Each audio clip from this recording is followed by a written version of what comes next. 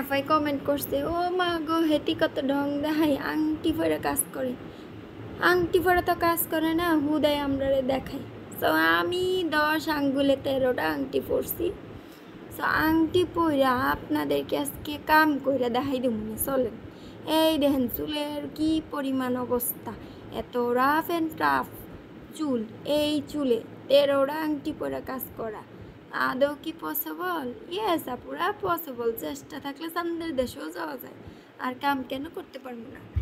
যাই হোক, যে আপু বলছেন যে আংটি পরে কাজ করা যায় না, আমি খালি আংটি পরে ঢং দেখাই, আসলে কোনো কাজ করতে পারি না, খালি ভিডিও করি, স্টাফ দিয়ে কাজ করাই, নিজে খালি আংটি পরে পরে আপনি গো আংটিগুলো দেখাই না। চলেন, আংটির সাথে সাথে আমি যে কি পরিমাণ এই গরমে কাজ করি তাও দেখাই। চলেন দেখেন আমার কাজ।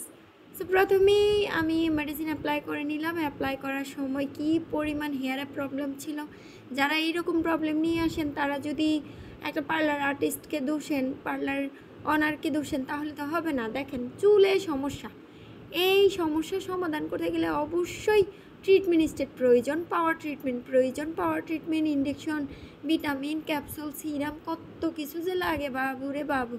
তারপর একটা চুলকে এই প্রবলেম থেকে সলিউশন দেওয়া যায়। তো এরকম কেমিক্যাল হেয়ারে তারপরে আবার কেমিক্যাল অ্যাপ্লাই করে ধুইতে যেয়ে যা দেখলাম, পুরা পানিতে লালে লাল হয়ে গেল, এত পরিমাণ কালার উঠেছে। এত কালার মানে কী বলবো, বলার ভাষা নেই। আপনারাই দেখেন ডুইবা গেছে সব কালার। তো এরকম কালারগুলোরে ওয়াশ কইরা তারপরে হচ্ছে আমি সব প্রসেসিং শেষ করে একদম হেয়ারটাকে ড্রাই করে ওভারঅল কাজ নিজের হাতে নিখুঁতভাবে করার চেষ্টা করি। তারপরে যদি এমন কমেন্ট শুনি যে আংটি পরে কাজ করতে পারি না, কেমনটা যে লাগে। সো মেন টপিকে আসি। এরকম সুন্দর সিল্কি শাইনি হেয়ার যারা করতে চান তারা অবশ্যই মাস্ট বি বুকিং করে আসতে হবে, অরিজিনাল হেয়ারটাকে চেকিং করে যেতে হবে। সো তারপরেই এরকম একটা ফাইনাল রেজাল্ট আশা করতে পারবেন, এটা ওয়াশের পর উইদাউট আয়রন। সো আপুটা আমাদের কাছ থেকে এই নিয়ে 3বার সার্ভিস নিয়েছে। 3বার সার্ভিস নেওয়ার পরে এটা হচ্ছে লাস্ট সার্ভিসের পরেও দেখেন চুলের কোনো প্রকার কোনো ক্ষতি হয় নাই, বিকজ আমরা ট্রিটমেন্ট স্টেটগুলো খুব নিখুঁতভাবে করে দেওয়ার চেষ্টা করি।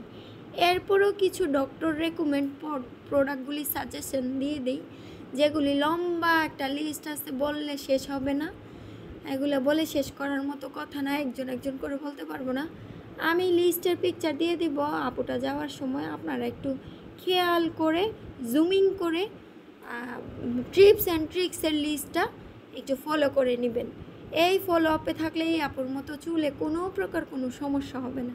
সো এই লিস্ট আপু মানতেছে 3 বছর যাবত, যার কারণে হেয়ারে কোনো প্রকার কোনো প্রবলেম হয় না। প্রতি ইয়ারেই উনি 1 বছর পর সার্ভিস নিতে পারে। Thank you so much watching my video.